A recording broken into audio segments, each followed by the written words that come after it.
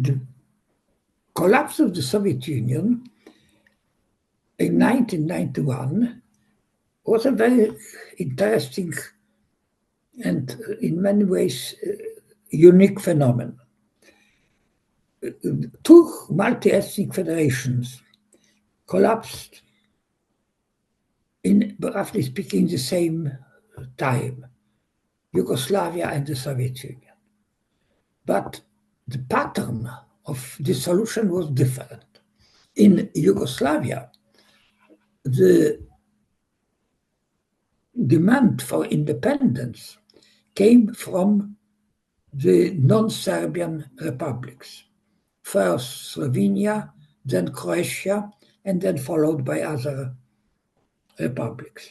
And the dissolution was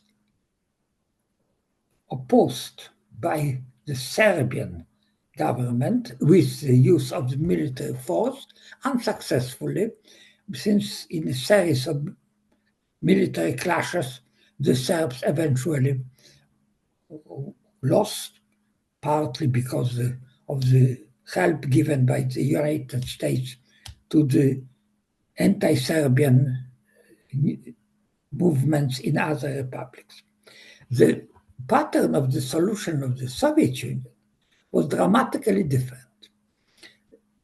There was very little of national movements directed at the dissolution of the Soviet Union, with the exception of some small non-Slavic republics, particularly Estonia, Latvia, and Lithuania in the north, and Moldova in the south. These four republics, Soviet republics, were absorbed by force by the Soviet Union during the first stage of the Second World War, the period in which the Soviet Union collaborated with Nazi Germany. The main part of the Soviet Union was basically free from national movements leading to dissolution of the Soviet Union. The decision to dissolve this union came from the top. One of the main architects of the dissolution was the then president of Russia, Boris Yeltsin, who, together with the leaders of Belarus and Ukraine, signed the agreement at the end of 1991 to dissolve the Soviet Union.